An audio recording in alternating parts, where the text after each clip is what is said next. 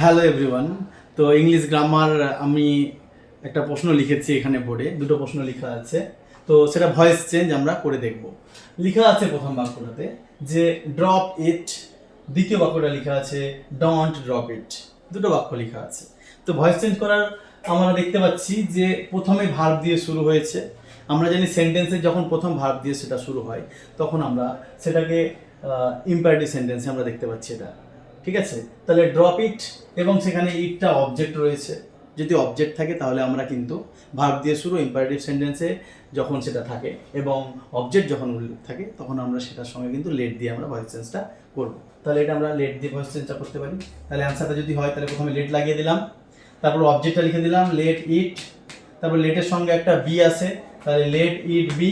এবার ড্রপ আছে, ড্রপের 3 নম্বর ফর্ম হয়ে যাবে dropped, let it be dropped. তাহলে এটা আমি তো ভয়েস চেঞ্জ করলাম লেট ইট বি ড্রপ দিয়ে, কিন্তু এই দ্বিতীয় বাক্য দেখতে পাচ্ছি ডন্ট অর্থাৎ নেগেটিভ বাক্য আছে।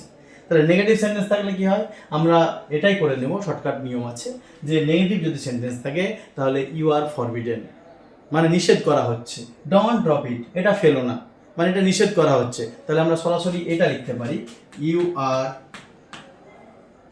ফরবিডেন, ইউ আর ফরবিডেন এটা লিখে দিলাম, তারপরে একটা টু লিখে দিলাম drop it, you are forbidden to drop it.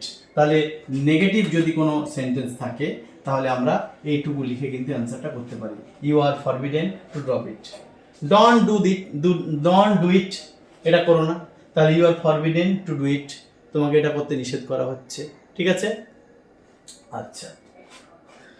তাহলে এই যে বললাম দুটো বাক্য, একটা হচ্ছে নেগেটিভ ছাড়া, একটা হচ্ছে অ্যাফার্মেটিভ সেন্টেন্সে আর একটা নেগেটিভ সেন্টেন্সে আছে। তাহলে নেগেটিভ যখন থাকবে তখন আমরা এইভাবে করতে পারি।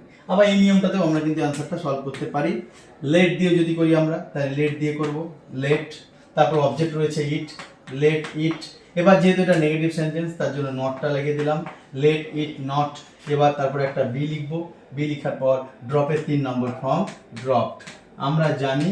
আমরা জানি যে ভয়েস চেঞ্জে সবসময় ভার্বের 3 নম্বর ফর্মের প্রয়োজন। তাহলে আমরা দুটো নিয়মে কিন্তু করতে পারি। যদি ডন্ট নেগেটিভ সেন্টেন্স হয় তাহলে ইউ আর ফরবিডেন দিয়েও আমরা এটা কিন্তু ভয়েস চেঞ্জ করতে পারবো। ঠিক আছে, থ্যাংক ইউ।